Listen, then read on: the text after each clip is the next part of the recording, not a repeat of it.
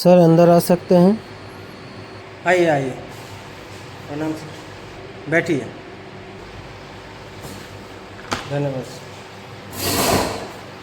दीपक कुमार ना? जी सर। अच्छा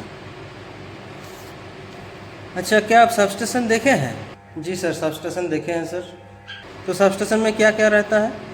जी sir, sub station में सर VCB रहता है, पावर ट्रांसफार्मर, CT, PT।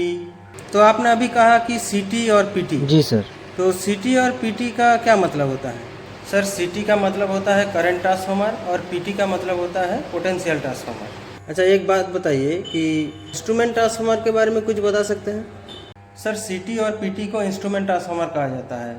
तो इसे इंस्ट्रूमेंट ट्रांसफार्मर क्यों कहा जाता है?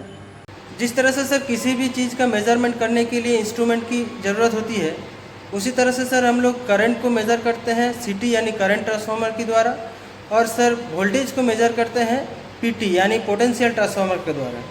इसलिए सर CT और PT को इंस्ट्रूमेंट ट्रांसफार्मर कहा जाता है। अच्छा, क्या आप देखकर बता सकते हैं कि कौन सा CT है और कौन सा PT है?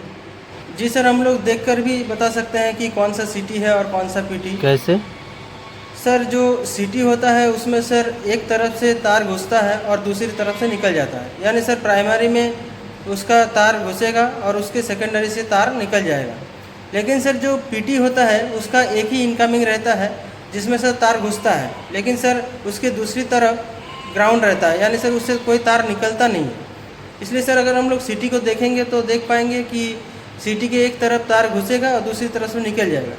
लेकिन सर अगर हम लोग PT को देखेंगे तो उसमें एक ही तार रहेगा जो कि इनकमिंग रहेगा, लेकिन उससे कोई आउटगोइंग तार नहीं निकलता है। ठीक है, आपका इंटरव्यू हो चुका है, अब आप आ सकते हैं। जी सर, धन्यवाद।